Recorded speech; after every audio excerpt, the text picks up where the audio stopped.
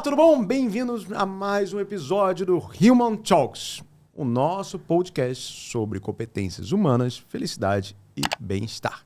E hoje é um episódio muito especial. Em vez de eu ser o entrevistador, meu sócio, Alberto, irá me entrevistar. Então, que eu seja muito bem-vindo. Seja bem-vindo, Rodrigo. Obrigado, Alberto. Pessoal, um prazer estar aqui com vocês hoje. A gente vai fazer um programa um pouquinho diferente, trazendo um pouco da história do Rodrigo, dessa perspectiva de empreender na educação há mais de 15 anos, né? Todo esse aprendizado que o Rodrigo teve ao longo do tempo, que a gente sabe que pode ajudar muita gente, tanto no mercado de trabalho convencional, como a quem tem o sonho de empreender. Então, Rodrigo, para a gente começar já esquentando os motores, eu já comentei que você empreende há 15 anos, né, na educação. Conta um pouquinho dessa história para a gente, como começou, por que educação, da onde veio esse sonho de empreender na educação? Legal. Na verdade, eu vou contar uma parte que ninguém conhece, né? Boa, assim que a gente gosta. Eu empreendo há 23 anos, exatamente. Eu comecei criança, comecei com 15 anos de idade. Sabe aquela história americana na garagem de casa? Uhum. Não tinha garagem, mas foi no quartinho de serviço lá de casa. Foi montando um site chamado Calypso Brasil. Cara, deu um trabalho para pagar isso da internet, cara. Assim, tive que, sabe aquele... Calypso Brasil? Calypso Brasil. O que era o site?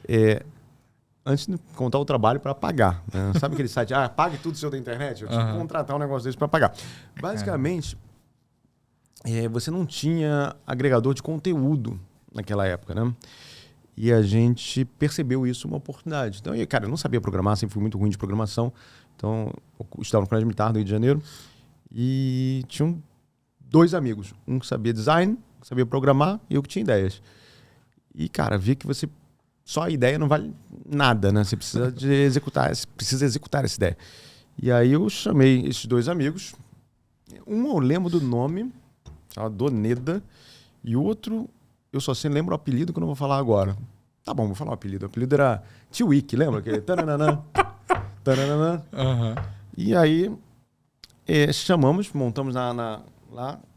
E, cara, tinha uma competição que se chamava Top Best, não sei o quê, para o site que tinha mais visitas e as pessoas ficavam mais tempo. E a gente entrou nessa competição.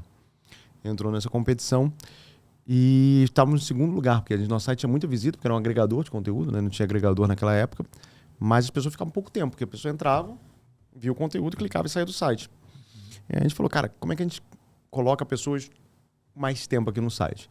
Aí, cara, a gente começou a tentar entender no mundo real onde as pessoas gastam muito tempo. A gente falou, cara, supermercado, as pessoas gastam muito tempo no supermercado. Só que, cara, e-commerce está longe de, em 1997, fazer um e-commerce, sei lá, 98. E a gente falou, cara, bar as pessoas perdem a hora lá. Por que as pessoas vão no bar? Aí a gente pensou, cara, para beber, mas não dá para botar uma bebida chegando pelo modem, né, num 486. Acho que na época já era Pentium 2. Falou, cara, mas as pessoas vão para bar conhecer pessoas. E na época não existia bate-papo, cara. Era Mirk o nome. E Mirk era um ambiente horrível, tinha de tudo naquilo. E a gente começou a prototipar um bate-papo web-based. E foi o primeiro empreendimento real que eu tive. A gente ganhou o prêmio, né, e acabei ficando de castigo por ter ganho o prêmio, porque meu pai na época falou, não, essa internet não vai levar a lugar nenhum, não sei o que, os pais, né? E... Alguns sempre visionários.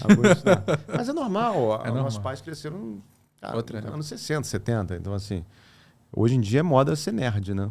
Na minha época de colégio, eu tive que aprender a tocar violão, senão não ia chegar em nenhuma menininha, né? Então, eu aprendi Garotos 2. Eu sabia tocar essa música, só sei tocar essa música até hoje no violão. E depois, né, na faculdade, eu tive uma outra empresa de eventos, né, que eu precisava ganhar algum dinheiro. Foi uma empresa rápida. E no 8º período, eu decidi que eu queria empreender em consultoria. Eu fui empreender em consultoria e surfei aquele boom das commodities de consultoria no Brasil. Assim. O pessoal fala que a melhor coisa para ganhar dinheiro é uma empresa de petróleo bem administrada, segundo, uma empresa de petróleo não administrada. E a terceira era a consultoria no Brasil na época dos boom das commodities, cara. Todo mundo estava comprando tudo, então a gente navegou, surfou muito bom num boom de commodities. Mas eu percebi que, cara, não deixava legado nenhum. Inclusive eu percebi isso num projeto na África, tá? Cara, quando tive o primeiro contato com pobreza extrema mesmo, que no Brasil a gente tem contato com pobreza, mas não é uma pobreza extrema. Eu percebi que, cara, eu falei, cara, meu sonho não era esse, meu sonho não era consultoria e aí decidi empreender em educação, né?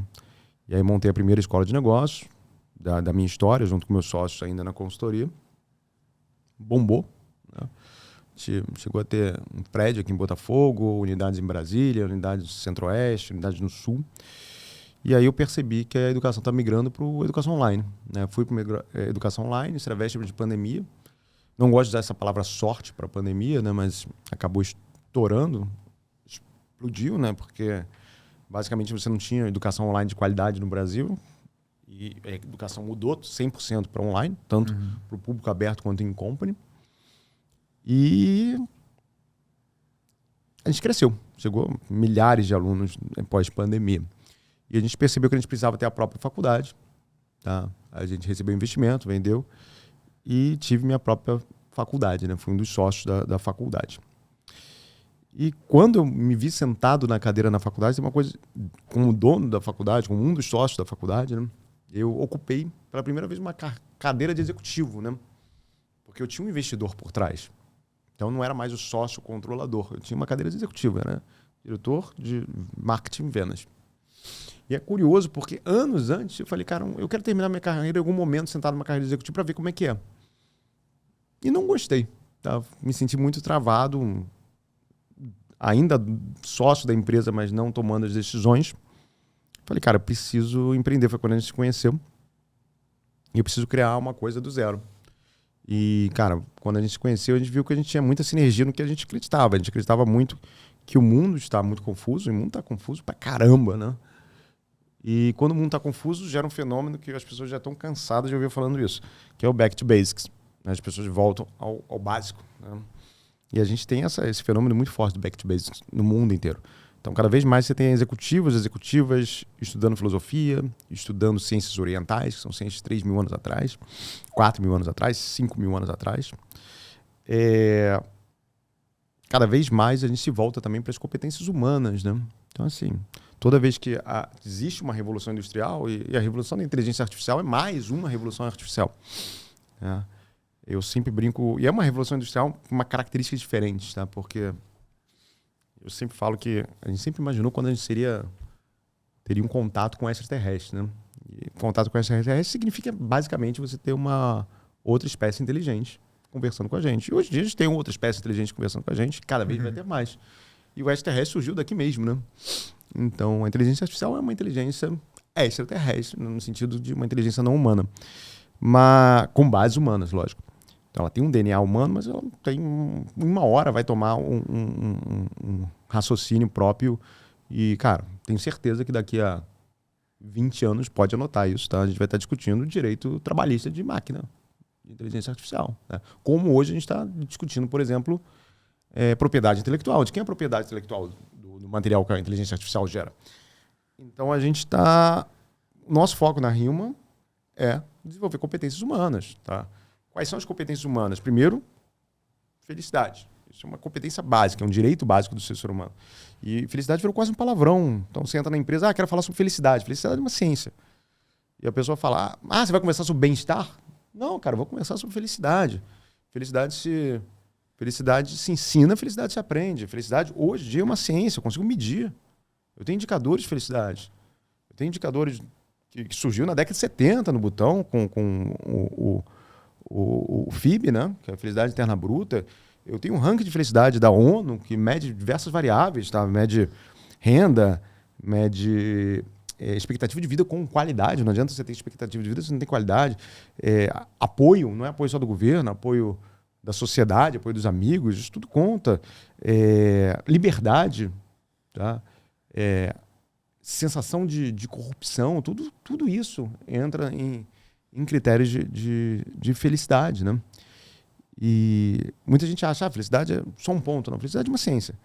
Então a gente precisa desenvolver felicidade, primeiro ponto. E outro, competências humanas básicas como negociação, comunicação, criatividade. Criatividade fala que não é nem caso de ensinar criatividade, é reensinar. A gente nasce criativo e a gente precisa reaprender, na verdade. Reaprender a ser criativo. Então, a Human, ela está aqui para ensinar as pessoas e as empresas, isso é uma coisa que a gente pode conversar depois, a organicidade das organizações, as empresas a serem felizes. A gente passou pós-pandemia só falando de doença, tá? E muito engraçado que a gente centrou as doenças nas pessoas, mas as organizações estão doentes, tá? E uma forma de resolver a doença é trabalhar a felicidade. Uma forma de precaver a doença também é trabalhar a felicidade. Perfeito. Não, eu notei aqui já vários insights do que você foi falando. Eu acho que uma lição que a gente pode até deixar já aqui é que um ouvido atento vai poder te ajudar muito durante a sua carreira, né? Aqui você foi falando... Generosidade, um item que eu tinha esquecido, que é uma variável de felicidade. Boa, Tava agoniado aqui. Mas um ouvido atento vai te ajudar muito durante a carreira a conseguir identificar pontos para que você possa trazer para o seu dia a dia, né? Uhum. Então, eu anotei aqui alguns pontos. A primeiro, que você falou sobre ideias, que ideias puramente não valem de nada se não executadas. E muitas vezes a gente se perde tanto tempo, né, na nossa vida só pensando em ideia, desenhando um monte de ideia, planejamento e tudo mais, e não bota nada em prática, né? Ó, prepare-se que o podcast vai durar 2 horas, hein? A gente ia gravar 2, vai gravar um só. Eu vou contar uma história também que ninguém sabe. Hoje eu vou contar um monte de história que ninguém Boa. sabe. Eu participei de um reality show, sabia, Humberto? Faz aí. Eu descobri quando eu virei seu sócio, que era novidade. Esse reality show, ele lançou, inclusive, eu conheci lá, eu já tinha conhecido antes, uma pessoa que foi o presidente da Estônia depois, né? Pra você ter ideia. Como um reality show, um projeto legal pode revelar talentos. Então, o Thiago Piau, ele realmente era o que se destacava lá dentro. E era o CEO do Faz Aí, né? Do programa. O reality show era basicamente, a gente botou 6 jovens na época numa casa para tocar olha que curioso, uma empresa produtora de conteúdo. Na época, se você falasse a palavra produtora de conteúdo, ninguém sabia nem o que era. Nem eu sabia o que era, né? Sim. Isso foi uma ideia maluca do presidente da Biruta, o Alan. Né? E o pessoal construiu a casa no meio de Santa Teresa e tal. Mas o título Faz Aí é muito legal, né? Porque não basta ter uma boa ideia, você tem que fazer. Né? E fazer a parte difícil. Boas ideias todo mundo tem, era o slogan do programa. E, cara, eu vejo, por exemplo, quer ver? Vou dar uma ideia. Eu estava vendo o projeto outro dia do Elon Musk. Aquele projeto de cápsulas e túneis, né, para fazer transporte. Uhum. Aí, cara, tava mostrando para o meu amigo, eu falei, cara, tenho desenhado no caderno. Há 15 anos atrás. Eu falei, cara, essa é a melhor forma de fazer transporte. Eu até pensei na época, vácuo, saída, não sei o quê. Mas não tem valor nenhum, né? E não fui só eu que pensei, não. Diversas pessoas pensaram nisso. Uhum. E o Elon Musk ele vai fazer, tá? E eu admiro muito ele, embora tenha algumas críticas à personalidade, porque ele é um cara que faz.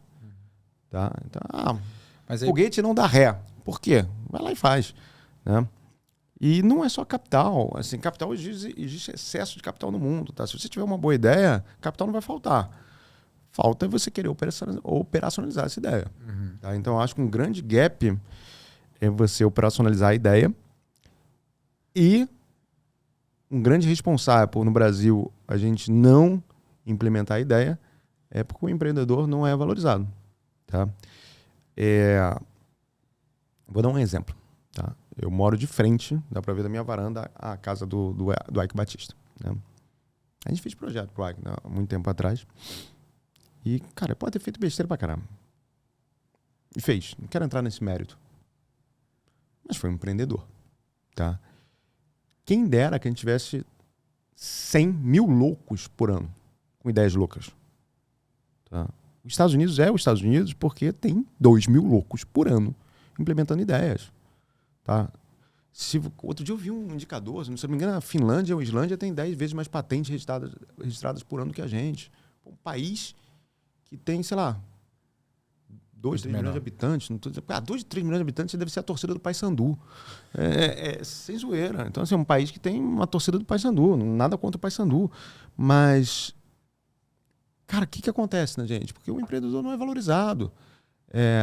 Nem a ciência, nem o empreendedor. Né? Não, a ciência cada vez está sendo mais pós-lá. Estou dizendo que o mundo está maluco. E o empreendedor não é. O empreendedor, se você falar para metade da população, o empreendedor é o cara que... Pô, cara mal, que explora. Que a cultura é essa, né? Eu falo que existe o conceito de soft power, né? Existe o conceito do persona ideal em cada país, né? Se você perguntar qual é o ídolo dos Estados Unidos, alguém vai citar Rockefeller, né? Cara, quem conhece aqui a história completa de Barão de Mauá? O cara foi um baita empreendedor. Mas você conhece a história sei lá, do Didi, né? Do Didi, não do Renato Aragão. Então, nosso símbolo é o Didi, o cara malandro, o cara assim, que quer se dar bem em cima dos outros. Então, a gente precisa desenvolver essa cultura empreendedora muito forte.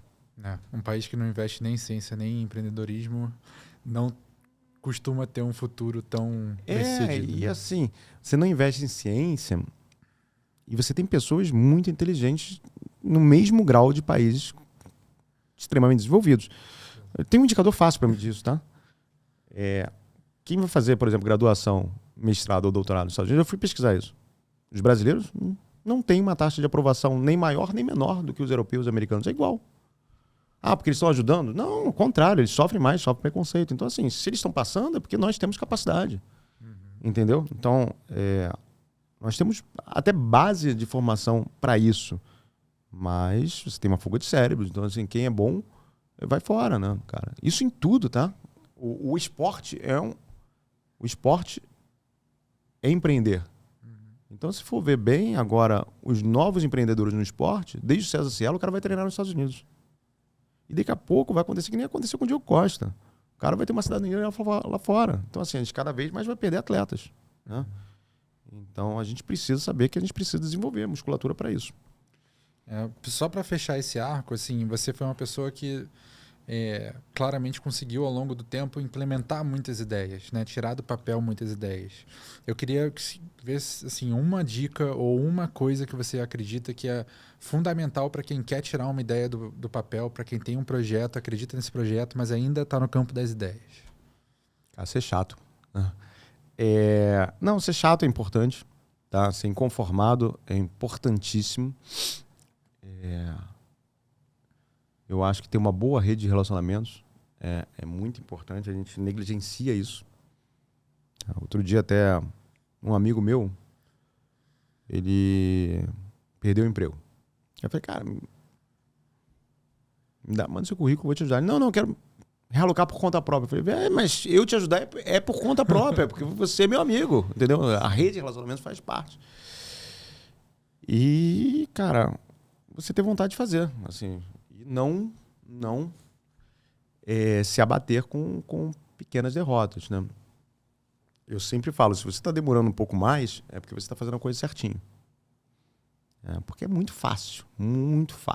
Pegar atalho, né? Pegar atalho. É muito fácil. Quer passar a perna, desculpa o termo, quer ser...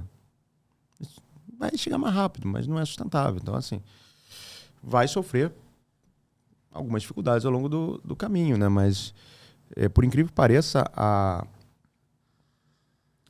a experiência ela é um grande troféu que é forjado também com as nossas derrotas, né? E as nossas dificuldades. Então, o mundo hoje em dia está muito imediatista, né? Cara, muita empresa ela nasceu de um jeito e performou de uma forma completamente diferente. Assim, isso é muito claro. A Amazon passou anos e anos sem dar lucro. Cara, ninguém desistiu lá dentro. Muito bom. E aí, pegando dois outros ganchos da sua fala inicial, a gente tem aqui a questão da visão, né, de que para o seu pai a internet não seria nada e para muita gente na época não seria nada, mas para alguns poucos empreendedores de visão ou pessoas de visão que conseguiam entender o potencial daquela ferramenta, ela se tornou o que se tornou hoje em dia e todo mundo convive com a tecnologia no relógio, no celular, em qualquer momento do seu dia a dia, né? Então, essa visão e esse timing que você também falou na sequência sobre consultoria, que vocês aproveitaram um timing muito bom de negócio para pegar o boom de commodities e tudo mais, eu acredito que sejam duas coisas que você começa a adquirir com o tempo, com experiência, e que bons mentores podem te ajudar. Eu acho que você tem que treinar. Essa é uma dica boa, né? Mentores, né? Eu nunca tive um mentor formal, mas eu tive alguns mentores informais que estavam do meu lado e eu me inspirava muito neles. Até falava, pô, você tá a cara do fulano. Lógico que eu tô a cara do fulano. Tô convivendo com fulano, você é a composição de quem você convive, né? Se espelha, né? Agora sobre visão, né? Eu falo isso muito no curso de criatividade. Você tem insights o tempo todo na sua vida, né? Vou dar um exemplo. Primeira vez que eu fui para Amsterdã na minha vida, eu vi, cara, batata em cone. Não tinha batata em cone no Brasil. Quando você viaja, você vê várias coisas interessantes que não tem. São oportunidades. Sim. Tá? Então, a sua vida, você está exposto a diversas oportunidades. A diferença é como é que você lida com esses insights. Né? Então, isso é técnica de criatividade, é um processo criativo. Você pode simplesmente descartar, você pode armazenar, ou você pode tentar derivar isso em algum produto, algum serviço, ou algum aprendizado na sua vida. Não necessariamente você precisa investir, construir um negócio, não é isso? Mas você pode, olha, aprendi isso. Tá? Desde, fui para a Europa e ver que as pessoas ficam aguardando do lado de um lado específico da escada rolante, eu passar a fazer isso no Brasil e ver que eu posso mudar a sociedade se todo mundo fizer isso aos poucos, tornar a sociedade um pouco mais eu respeito o outro, que tem gente que está com pressa atrás da escada rolante, me dá desespero quando eu estou no galeão e tem alguém com a mala em cima da esteira. Ou você pode desperdiçar, você pode ver um insight e não aplicar ele no dia a dia. A vida é cheia de insights, né? Eu vejo muita gente só reclamando, mas se eu tivesse investido em Bitcoin em 2001... Cara, com certeza tem uma nova Bitcoin. Só você não está vendo, eu também não estou vendo, tá? Mas tem uma nova Bitcoin. Olha, estou dizendo que eu não estou vendo em criptomoeda, porque eu não estudo criptomoeda. Mas, por exemplo, eu estou vendo inúmeras oportunidades. Isso a gente está vendo. Então, por exemplo, quando você tem inteligência artificial, você tem duas opções. Meu Deus, a inteligência artificial vai roubar meu emprego. Ou, meu Deus, isso é uma baita oportunidade que o mundo vai mudar por completo. Quem estiver na frente vai estar melhor. Quem tiver capacitado em competências humanas vai estar melhor. O que a gente está fazendo é uma oportunidade nossa e uma oportunidade para quem embarcar nesse sonho. Eu falo, quem estudar competências humanas hoje, em 2024, é a mesma coisa de quem investiu Bitcoin em 2001. Ou quem estudou ESG quando começou-se a falar em ESG há 15 anos atrás.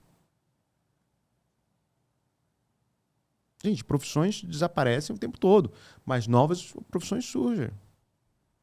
Meu avô era pneumologista, não era. Ele era um médico de uma especialidade que nem tem mais. Era para tratamento de tuberculose. Tinha uma especialidade para tratamento de tuberculose. Cara, penicilina num dia, acabou a especialidade. Quantos médicos pensam nisso? Olha, sou oncologista. Amanhã, descoberta da cura do câncer. E aí, o que eu sou? Cara, a gente tem que ter uma carreira antifrágil, né? E para ter uma carreira antifrágil, a gente precisa o tempo todo observar oportunidades e estar em constante crescimento intelectual, que é uma coisa que vem sendo desprezada, né? E profissional. Fazendo aí só um pequeno adendo, antifragilidade. Vamos deixar claro para todo mundo o que é essa antifragilidade. Ótimo. Antifragilidade, para mim, é a palavra que eu mais gosto na vida. Tá? Então, eu vou falar para caramba de antifragilidade para quem tem contato comigo. O que é o antifrágil? Né? O antifrágil é diferente do resiliente. O resiliente, para quem é da década de 80, década de 90, é o João Bobo. É aquele boneco. Quem não conhece João Bobo, bota no Google, mas depois de assistir o podcast, tá? Não é para sair o podcast, não. João Bobo era um boneco de borracha, você batia e ele voltava para o mesmo lugar. João Bobo, pá, voltar ao mesmo lugar. Isso é resiliência. Você leva uma pancada e volta ao mesmo lugar. Antifragilidade você leva uma pancada e volta mais forte. Você aprende com essa pancada e volta mais forte. E como aplicar isso na carreira? Exemplo prático de antifragilidade. Natureza, tá? Se você podar uma árvore, ela vai nascer com mais galhos. Perfeito.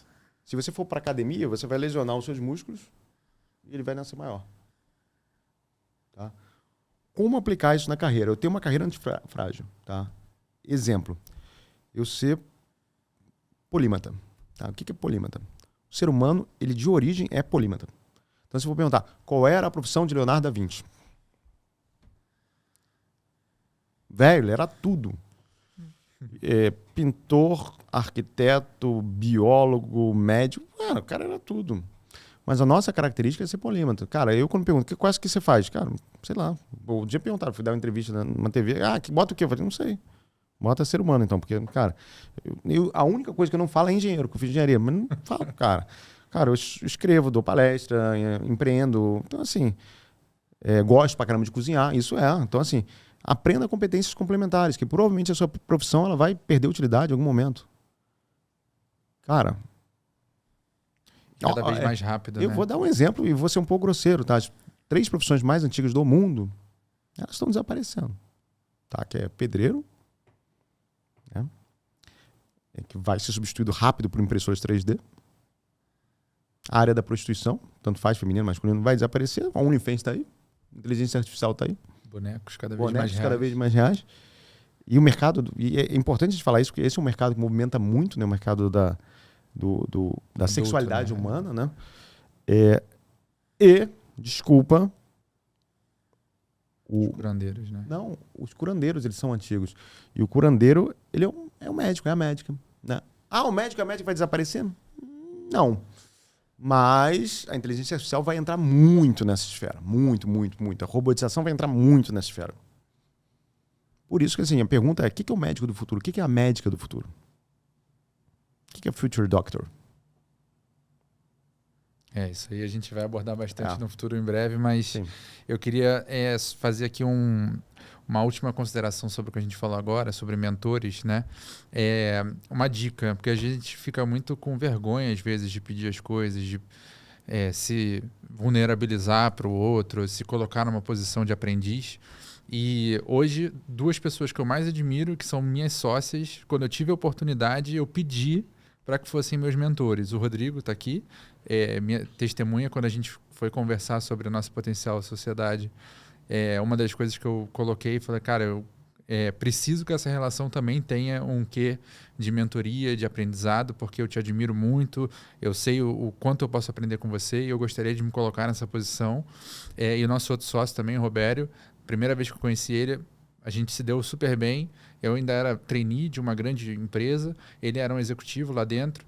E eu tive a coragem naquele momento de falar, cara, olha só, caso não vai te atrapalhar, para mim seria uma oportunidade muito grande poder aprender mais com você, ser mentorado, não sei se você faz esse tipo de coisa, mas a mim interessaria muito. E ambas as vezes o retorno foi, com certeza, eu estou aqui para te ajudar. Alberto, eu dei um curso, eu tenho esse vídeo, vou te mostrar um dia, em BH, um curso de comunicação. Você conhece o Malaquias, um amigo meu? Sim. Ele deu uma entrevista no jogo. Coincidentemente, olha só como as pessoas são iguais. Tem muitas histórias iguais. Eu não sabia que o Malaquias fazia isso quando era novo. E aí, eu contando a história do meu curso, ele falou, cara, fazer a mesma coisa. O curso era para pessoas tímidas de comunicação. E qual era o objetivo? Você tinha que ir no shopping, uma loja de grande, tipo C&A, líder, e pedir o telefone de alguém. Sem elogiar, nada. Fala, rápido. Achei você interessante, queria seu telefone. Cara, isso para uma pessoa tímida é um desafio monstruoso.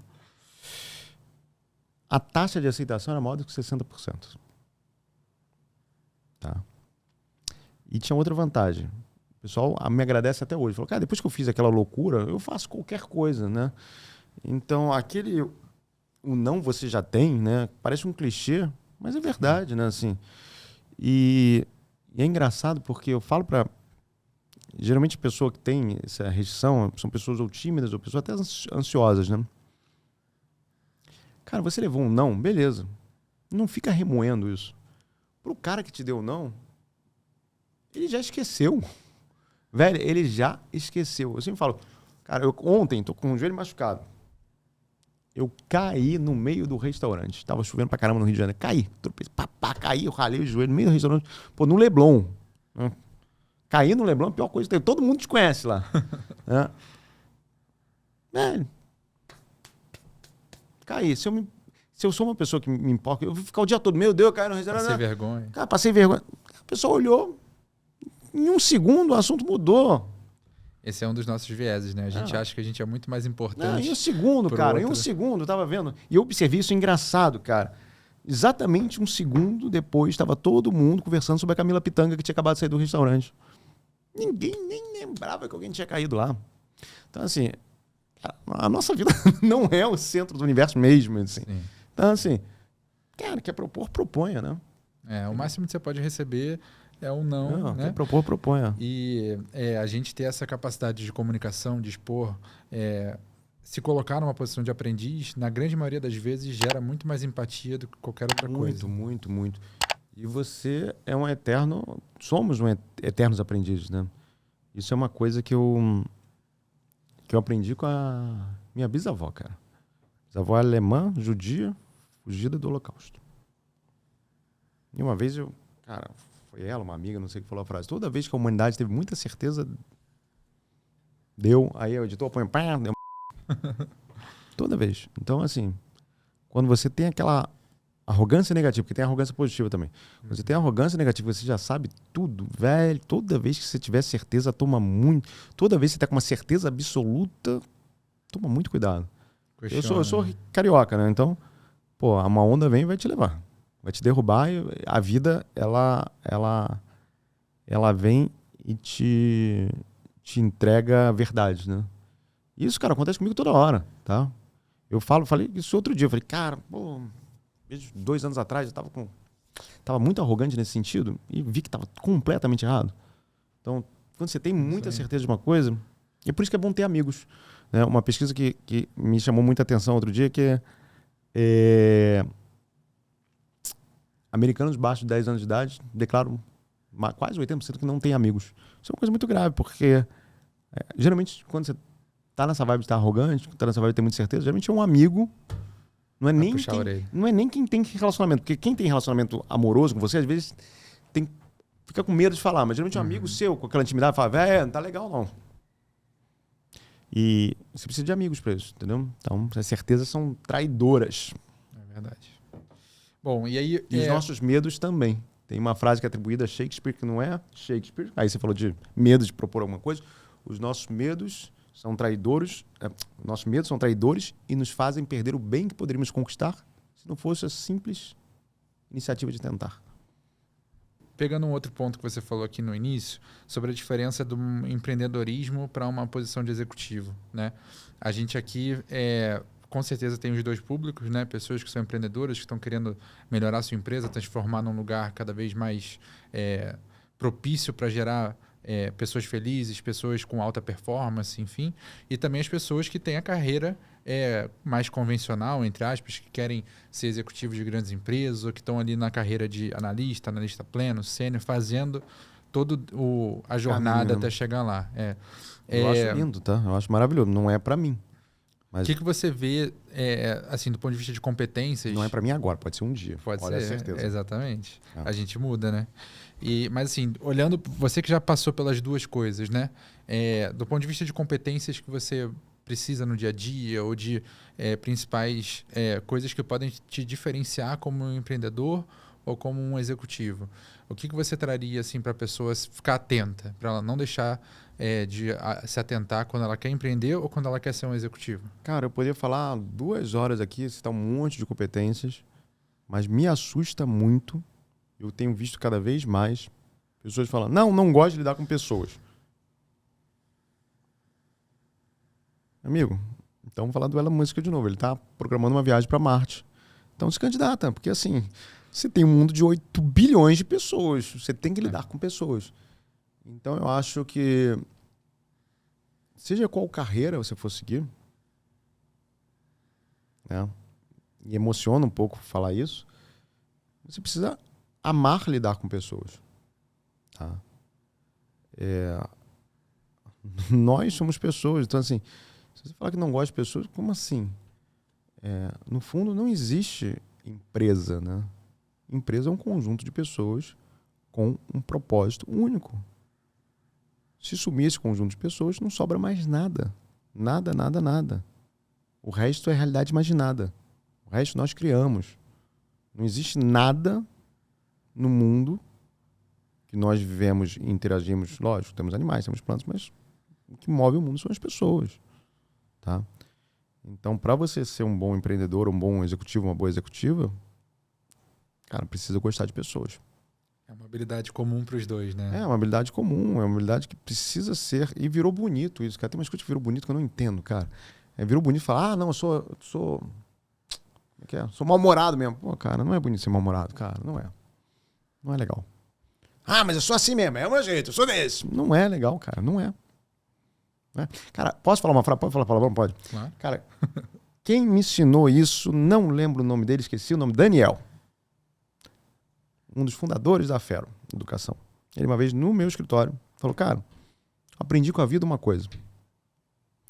As pessoas têm direito a tudo, menos ser babaca. É isso, cara. A gente vive numa geração que ser babaca virou moda. Assim, não é, cara. Assim, você tem que gostar de pessoas. É isso aí, é isso aí.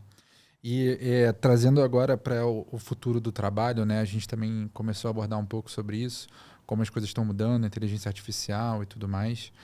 Como que você está enxergando esse futuro do trabalho? Porque, de um lado, você tem a tecnologia cada vez mais forte, só que de outro você tem essa necessidade de olhar para as pessoas e gostar de pessoas e se relacionar com pessoas, né?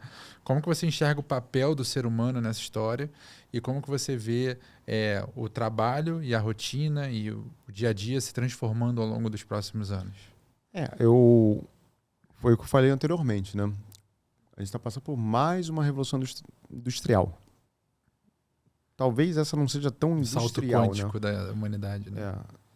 Talvez seja um marco temporal muito forte e muito mais acelerado. As revoluções elas vêm se tornando mais aceleradas.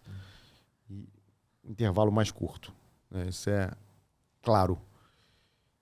Essa muda a relação de trabalho, muda a relação pessoal, muda tudo. Tá? A inteligência artificial muda tudo.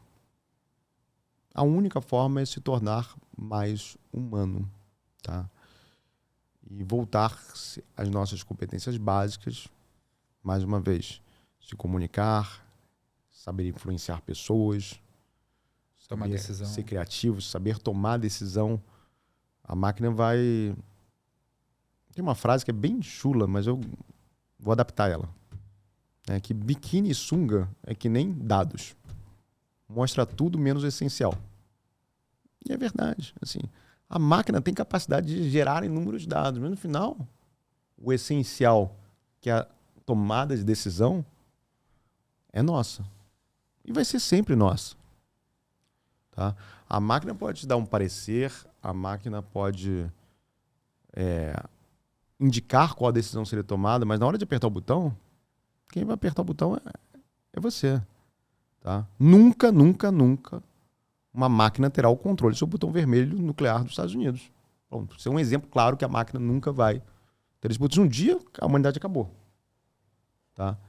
Então a gente precisa aprender a tomar poder do fato de ser humano. E aqui vale ressaltar, pessoal, quando a gente fala de a gente se voltar para o ser humano, se voltar para as essências humanas, a gente não está falando para você ignorar o que está acontecendo do ponto de vista de tecnologia. Não, é muito importante que você entenda a melhor forma, a forma mais produtiva de você se relacionar com essas novas tecnologias, de você dominá-las a seu favor para se posicionar competitivamente no mercado de trabalho, mas a sua forma de se diferenciar principal vai ser na sua essência humana. Como que você influencia pessoas, lidera pessoas, como que você toma decisão, como que você cria novas ideias, orienta máquinas. É o que eu chamo de diferencial competitivo sustentável. É o seu diferencial competitivo sustentável.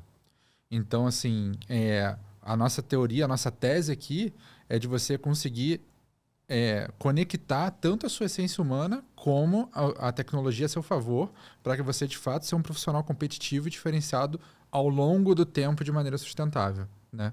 E aí entra o aspecto de felicidade que a gente fala muito também, né? É muito comum a gente virar para as pessoas e falar feliz aniversário, feliz Natal, feliz Ano Novo. Tudo é feliz, menos a sua carreira, né? E por quê? A gente muitas vezes cria conteúdo, na Rio, a gente está o tempo todo produzindo conteúdo e de vez em quando a gente fala sobre ciência da felicidade, felicidade no trabalho e aparecem comentários, isso não existe. Isso na minha empresa não tem. Tem vários prints, dá para botar até na tela eventualmente.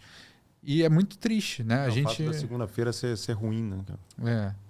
A gente aqui, primeiro a gente fica solidário, né? Que é triste você viver numa realidade como essa, Mas vale aqui um alerta de que não é só isso que existe no mundo, né? As empresas vão começar a cada vez mais investir tempo e investir recursos para que a vida que a pessoa leva dentro do ambiente de trabalho seja uma vida produtiva e prazerosa e que gera realização. Então, se a sua empresa hoje é um ambiente exclusivamente que te gera sofrimento, desculpa, mas existe um caminho diferente, existe uma ciência por trás da felicidade e você tem um caminho, a gente está aqui para te ajudar. Mas eu acho que a gente tem que pôr também isso um pouco na conta das organizações da liderança, né? E organizações, eu falo, cara, porque... Como que você vê esse movimento da felicidade? Primeira coisa, eu encaro a organização como um ser orgânico. Organizações nascem, crescem, reproduzem e morrem. Então, organizações são seres orgânicos. E só que com um problema, a gente acha que organizações são seres não encarnados. Então, a gente fala, a organização é isso. A gente fala, o mercado. A gente trata como seres não encarnados. Organização é um ser. Tá? E acho, na minha visão, a organização tem moral. Né? Pode não ter alma, mas tem moral. Cabe um grande programa de sensibilização da liderança. Tá? A liderança precisa ver que felicidade se treina, felicidade se aprende e felicidade traz retorno.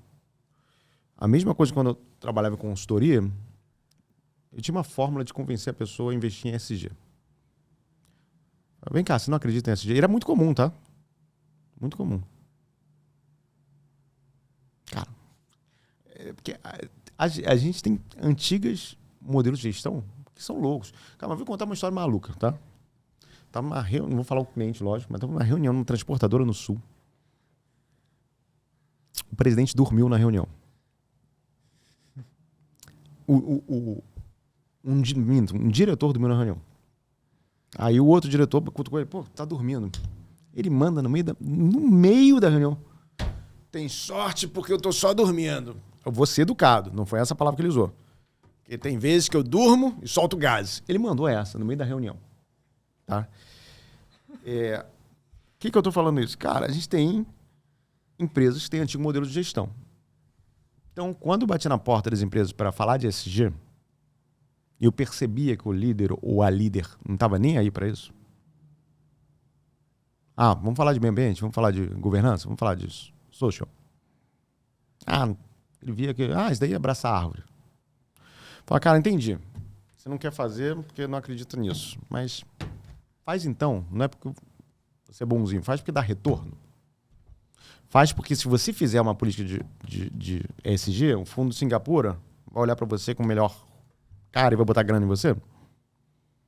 É a mesma coisa de felicidade. Cara, se você não acredita que felicidade é importante, faça porque dá retorno. Felicidade é muito importante. Mas se você não acredita, se você é uma liderança que não acredita, faz porque dá retorno. Aí tá bom, fica todo mundo feliz. É isso aí. E aí, você falou também sobre as organizações estarem doentes, que aí tá totalmente relacionado a isso, né? A gente tem hoje organizações doentes por vícios em modelos de gestão ultrapassados, né? Sim, inclusive fala a um gente pouquinho está sobre desenvolvendo isso. Aqui na Hillman, anotem, somos a primeira grupo a falar isso no mundo, a terapia business comportamental. Né? Tem o TCC, no mundo da psicologia, vamos fazer o TBC, terapia business comportamental. As empresas estão doentes, não, as empresas estão viciadas. Grande parte das empresas estão viciadas em modelos antigos de gestão. Exemplo, vou até olhar para a tela, quantos de vocês pegam uma agenda no Google Meet, ou sei lá onde, e a agenda está lotada de reunião? Isso é vício de antigas práticas de gestão. A gente precisa entrar com uma terapia business comportamental e tem diversas metodologias para isso. Parece consultório de médico, né? Parece 15 minutos, 15 cara. 15 minutos. Reunião para... Cara, juro pra você. Eu já fiz reunião para planejar reunião. Cara, é loucura, velho. E aí você olha sua agenda, é desesperador.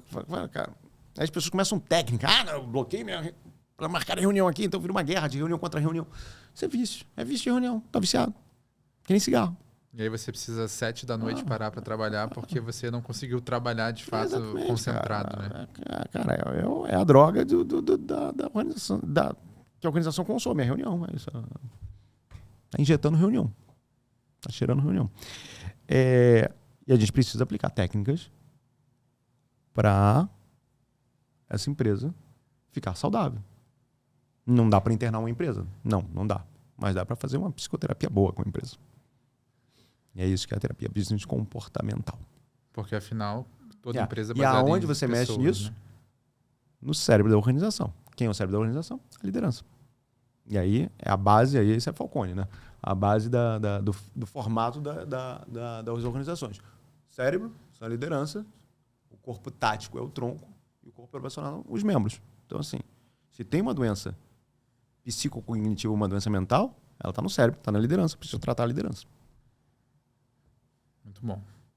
Bom, agora eu queria ir para uma segunda etapa aqui da conversa, que é a gente falar um pouquinho sobre temas que você se especializou muito ao longo do tempo, modelos de aprendizado que a gente usa na Hillman, metodologias de ensino, né, que trazem para a gente um diferencial competitivo muito grande e que ajudam nossos alunos a se prepararem para o mercado de trabalho, como, por exemplo, o aprendizado por padrão, que a gente falou um pouquinho ainda há pouco.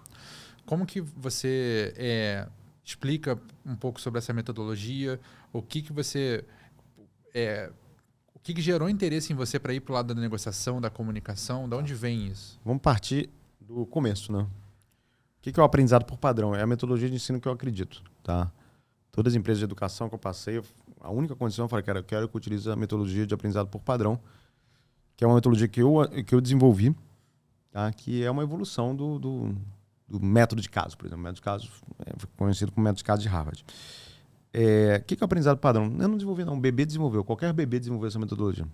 O aprendizado por padrão é a metodologia que o bebê usa para aprender. Preste caneta? Exemplo, você está alimentando seu filho, sua filha, e aí esquece essa caneta na frente dele. Qual é a primeira coisa que esse bebê vai fazer? Provavelmente vai botar na boca. Vai botar na boca, ele está comendo, está na cadeirinha de comer. Eu não sei se contextualizei ou não, ele está na cadeirinha de comer. Vai botar na boca e vai, isso não é de comer. O que ele vai fazer? Jogar a caneta fora. Você, como pai e mãe, você é um tutor daquilo, eu acredito muito que o pai e mãe é tutor, né? Dentro do novo modelo de criação de filhos, você é um tutor, não dono daquela criança. Você vai falar, cara, eu tenho que ensinar pro meu filho que é feio jogar caneta. Então eu vou pegar a caneta e falar, filho, não pode botar a caneta aqui. Eu vou botar a caneta de novo na mesa. Para você foi só um gesto dele tacar a caneta no chão, um gesto de rebeldia, sei lá. Para ele, não. Ele vai olhar aquilo e vai falar, véi, caneta caiu. Porque pra gente, a caneta, é óbvio que a caneta vai cair. Mas pro bebê, existem inúmeras possibilidades. A caneta pode cair, a caneta pode ficar parada, a caneta pode voar, pode cair e voltar. Aí o bebê vai pensar, pô, será que sempre vai cair? O que ele vai fazer? Tacar de novo. Tacar de novo, você vai pegar de novo. Vai falar, filho, não pode. Vou botar lá. Aí o bebê nessa hora tá pensando, velho, sempre cai. Cai mesmo, sempre cai. Só que nessa hora ele escuta um barulho. Ele tá atento a outras variáveis. Ele fala, velho, mas fez barulho. Será que sempre faz barulho? E sempre faz barulho. Nessa hora você não aguenta mais. Isso tudo na cabecinha dele. Na cabecinha dele. Nessa hora você não aguenta mais como pai ou mãe, e aí você vai se irritar um pouco. E você vai mudar a sua expressão facial. É natural que você faça. Você aumentar um pouquinho o tom de voz. Ah, filho, não pode fazer isso. Filho, não pode fazer isso. Ó, viu? Tô com glabela. A minha dermata, Renata, falou que ia tirar isso, não tirou. Com botox. Amanhã vou renovar. Pode ver. Filho, não pode fazer isso, não pode fazer isso, não pode. Aí a criança fica pensando, velho, cai, faz barulho e papai faz cara de idiota quando isso acontece. Vou testar. Taca de novo, você vai fazer cara de raiva e ele vai rir, porque ele confirmou que você fez cara de idiota. E nunca mais o bebê vai esquecer isso, ele vai levar pro restante da vida, pro resto da vida, que objetos caem, se ele for mais detalhista, ele viu que caiu em parábola, né, no movimento uniforme, ele viu que o objeto de contato com outro faz barulho, ele aprendeu física 1, aprendeu acústica, aprendeu um pouco de psicologia humana, viu que você forçar outra pessoa a tomar medidas que ele não quer vai irritar outra pessoa. Só que esse bebê vai entrar na creche e aí depois ele vai entrar num processo de emburrecimento cultural e pedagógico. Pedagógico, lá qual é o nome dessa palavra. Como é que se pronuncia? Pedagógico. Acho que é pedagógico. Não? Ele vai entrar no colégio. Vai entrar no colégio, vai entrar num curso técnico, vai entrar numa faculdade. E vai passar 20 anos da vida dele aprendendo. Que aprender é alguém escrever um monte de coisa num quadro branco com pilô azul, com pilô vermelho. Ele anotar tudo, ou escrever no notebook tudo, e rolar um grande acordo entre as partes. Qual é o acordo entre as partes? O professor está fingindo que está ensinando, o aluno está fingindo que está aprendendo, porque tem uma hora que é um contrato que eles têm que fazer, esse contrato é a prova, passou a prova, acabou. E daqui a 10 anos, ninguém sabe mais nada. Gente, vamos falar a verdade. Exceto quem fez ciências biológicas, ninguém mais sabe o que tem dentro de uma mitocôndria. Ninguém. E a gente aprende pra caramba. Cara, eu me lembro a quantidade de aulas que eu tive sobre mitocôndria na vida. Eu olho, todo mês de fevereiro, juro pra você, eu olho aquela quantidade de carro na rua, engarrafamento, e falo, velho, tá valendo tudo isso por mitocôndria? Sim, porque assim, se as crianças fossem para estudar realmente o que importa, aí estaria valendo apenas o engarrafamento. Você mora em São Paulo. Quando eu olhar aquele engarrafamento, você vai lembrar sempre da mitocôndria. Então, parte daquele engarrafamento é culpa da mitocôndria. Que o colégio podia ser muito mais rápido. Então, cara, o nosso processo de aprendizado por padrão é o processo que o bebê aprende. É com base na observação. Então, o nosso curso de negociação, que eu tenho orgulho, aí tá o nosso livro de negociação, que é a terceira metodologia mais utilizada no mundo de negociação, ela é baseada, todo o nosso curso, no aprendizado padrão. Cara, o aluno, a aluna negociam primeiro, a gente filma, a gente assiste junto e a gente vai debatendo. Ó, aqui você tem esse gap, aqui você não tem esse gap, a técnica para subir esse gap é esse. Porque, cara, é muita arrogância no modelo tradicional de ensino. Um professor ou uma professora chegar lá na frente e começar a ensinar. Você não sabe se a pessoa já sabe. Você não sabe se vai utilizar isso. É o modelo da mitocôndria, assim. O modelo da mitocôndria não faz sentido. Legal? E aí, falando um pouco mais dessa parte... Eu estou falando de mitocôndria, desculpa, porque eu tenho uma piada que o depende é a mitocôndria da fase adulta. Eu odiava a biologia, cara, odiava. Então, assim, qualquer pergunta da prova discursiva de biologia, eu vou botar mitocôndria. Eu levava pelo menos meio ponto. Juro pra você, é um macete, hein? Se você, criança, adolescente, tá escutando esse podcast, não gosta de biologia, qualquer pergunta, bota mitocôndria. Você ganha meio ponto. E na fase adulta, é ótimo. Qualquer pergunta que fizerem, se você quiser bancar um intelectual, você faz 30 segundos de silêncio e fala, depende. Aí o cara, o depende é a mitocôndria da fase adulta. Verdade. Não, tudo é relativo. Tudo é relativo. Agora, aprofundando um pouco na metodologia de negociação, como você falou, é uma das maiores metodologias e melhores do mundo. A gente atualizou ela recentemente agora, né? Do modelo 2024. Da onde surgiu esse interesse por negociação? Como que você chegou na sua metodologia? Negociar é uma competência basicamente humana. Negociar e vender. Tá na base da humanidade, né? E é tão engraçado isso, cara, porque o meu livro de comunicação, está lá comunicação e vendas. Né? Aí uma vez, uma amiga minha falou, não bota vendas não, fica feio, porque não necessariamente todo mundo vende. Aí eu olho o livro, vai achar, e é uma amiga super inteligente, uma amiga mais inteligente que eu tenho, super minha amiga, falou, não, porque eu vou olhar na livraria, não vou me interessar. Porque comunicação e vendas, eu não vendo. Cara, todo mundo vende. E todo mundo negocia, vamos voltar à mitocôndria. Todo mundo negocia mais 10 vezes por dia, mais 50 vezes por dia às vezes. Só que ninguém aprende a negociar no colégio. Ninguém aprende a negociar na escola. Então, a minha metodologia de negociação, a nossa metodologia de negociação, ela tem base de 2 metodologias consagradas, de Harvard e de Scotland, da Escócia. E ela tem uma base muito prática, né? Eu tive o prazer de viajar 56 países até esse ano, né? A minha meta era 100, a pandemia atrapalhou um pouco, até os 40 não vai dar. Né? Mas nessa viagem eu gostava muito de observar o processo de comunicação e vendas, por isso que eu até escrevi o livro Diário de Bordo, que esse é vão ser 5 livros, né? Contando sobre 56 países e aprendizados culturais de 56 países. E a metodologia de negociação tem isso, tem muito com base na observação do processo de negociação. Cara, os melhores negociadores são os vendedores de rua, quem está na prática, no dia a dia. Mais uma vez, é muita arrogância a academia falar, não é isso. Cara, eu vejo tanta coisa errada que os grandes especialistas falam em negociação. Cara, eu vejo mesmo. Assim, 99% do que eu vejo de técnica de negociação na internet é bullshit mesmo. Assim. Por quê? Ninguém nunca se deu o trabalho de gastar sola de sapato olhando as pessoas negociar. Tem que gastar com o sola de sapato. Tem coisas que o old school funciona, entendeu? Mas essa interseção entre negociação, comunicação e liderança, como que essas habilidades se complementam, se relacionam entre si e por que a gente tem uma abordagem dedicada a cada uma? Excelente pergunta, tá? Em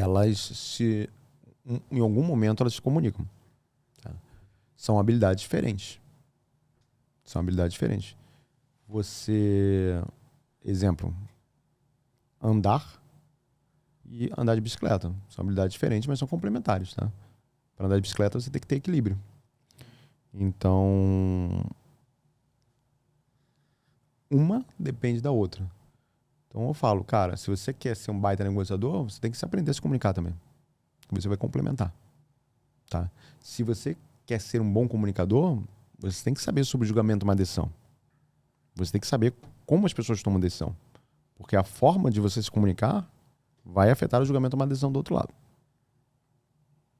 Então, mais uma vez, somos seres orgânicos, nosso cérebro é orgânico, nosso cérebro é neuroplástico.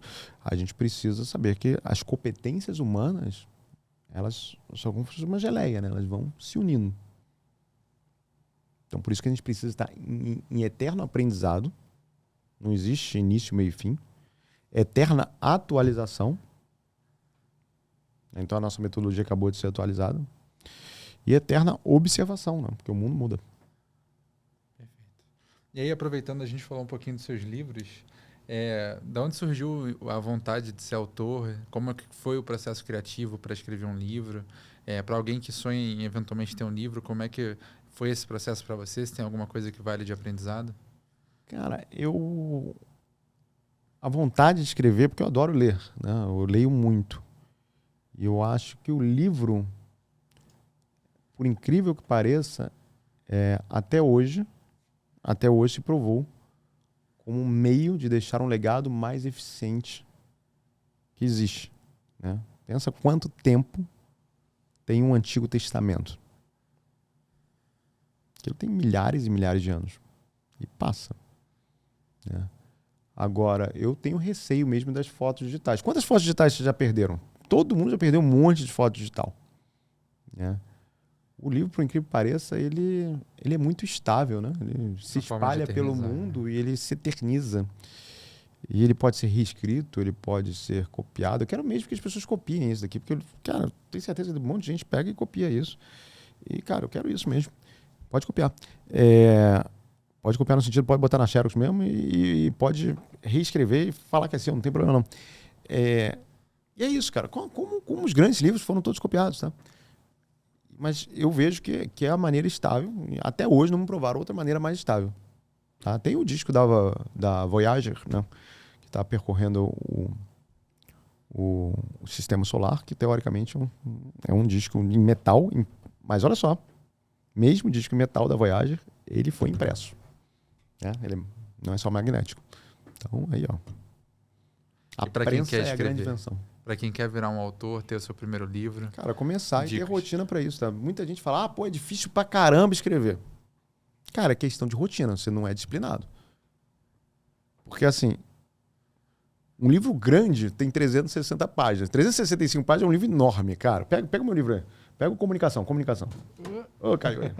Pega Comunicação. Comunicação, que já é um livro grossinho, tá? Ele tem 123 páginas. Então, um livro com 360 são 3 vezes isso. É um calhamaço, um Harry Potter. Se você escrever uma página por dia, você escreve um Harry Potter. Um livro tamanho Harry Potter. Então, é disciplina. Então, Rodrigo, agora a gente vai se aproximando do final. Eu queria saber de você, como que você enxerga o que a gente está construindo aqui na Rio SA, o que a gente tem de sonho para entregar para os nossos alunos, o que a gente vai fazer nos próximos anos e também aproveitar para falar da campanha do Abril do Bem. Eu acho que a primeira coisa, a RIMA veio para quebrar um paradigma muito forte, que é que a educação de altíssima qualidade precisa ser cara. Tá? O que a gente está apresentando para o mundo, não para o Brasil, é um conteúdo que antigamente estava disponível para pouquíssimas pessoas. Você precisava pegar um voo, ter um visto e estudar em Stanford. Tá? E hoje você consegue a um valor justo em qualquer lugar. Então, democratizar a educação de ponta. E segundo, a gente quer mostrar que competências humanas, incluindo a felicidade, ela traz retorno, tá? Não só às organizações, mas às pessoas. E eu acho que deixar um legado, né? Tornar o mundo um pouquinho mais humano, as organizações mais humanas e também mais felizes, né? Acho que esse é o nosso objetivo. Concorda? Perfeito, concordo totalmente. E aí, falando do Abril do Bem, Abril bem. como é que vai ser a Já campanha? falou um pouquinho, mas começa no dia 1º de abril. E a ideia é a gente conseguir atingir o maior número de pessoas nos 2 sentidos, tá? Oferecendo por dia 10 bolsas a preço de custo. Então as pessoas vão ser selecionadas, né? A gente está discutindo até a metodologia de seleção das pessoas, vai ser por ordem de chegada ou uma seleção meritocrática. E a cada 5 inscritos, a gente vai doar como nosso investimento uma bolsa. E as pessoas falam, doar para vocês não tem custo. Tem, né? Porque todo aluno novo tem um custo. Tanto que a gente está oferecendo a preço de custo para 2 instituições. Né? E a gente acredita que a gente creditou essas instituições. É até um pedido legal, vou virar aqui para a câmera novamente. Se você tiver uma instituição que você gosta, que você acredite, indica para a gente que no próximo Abril do Bem a gente quer fazer algo também Atingindo cada vez mais pessoas. Perfeito, Rodrigo. Então, eu queria agora a última pergunta, um conselho que você poderia dar para alguém, uma mensagem final que você poderia dar para alguém que está assistindo a gente, que quer se qualificar profissionalmente, que quer se diferenciar na carreira. O que você falaria para ela antes da gente encerrar? Cara, algumas coisas. Eu acho que primeiro se qualifique, estude, aprenda. Não caia na falácia de que estudar é algo desnecessário, não é. Estudar muda vidas de verdade. A ciência permitiu a gente estar hoje como é que nós estamos. Tanto em termos de qualidade de vida, quanto em termos de expectativa de vida com qualidade de vida. E eu falo com total certeza.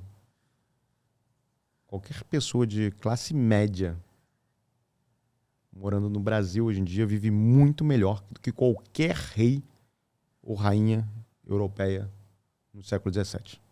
Sem sombra de dúvidas nenhuma. E graças à ciência, graças à expansão da educação. E assim vai. E o outro ponto que eu queria compartilhar aqui, que a gente já falou, seja apaixonado por pessoas. Que no fundo, somos pessoas. E isso nunca vai mudar. Legal? Excelente. Pessoal, esse foi o episódio especial de lançamento da campanha do Abril do Bem. Foi um prazer compartilhar esse tempo com vocês. Para quem gostou, deixa aqui o like, se inscreve no canal. A gente toda semana compartilha conteúdo de valor aqui para você. E para quem quer se especializar cada vez mais em habilidades humanas, o link está aqui na descrição. Fala com o nosso consultor de carreira que ele vai estar pronto para te ajudar a encontrar o melhor caminho para você. Tá bom? E eu adorei ser entrevistado, pessoal. Então, a partir de agora, se eu vou ser entrevistado, não vou entrevistar mais ninguém, o Alberto entrevista. Tá bom? Pessoal, grande abraço. Rodrigo. Opa. Obrigado. Alberto. Valeu, galera. Valeu, pessoal. Até o próximo.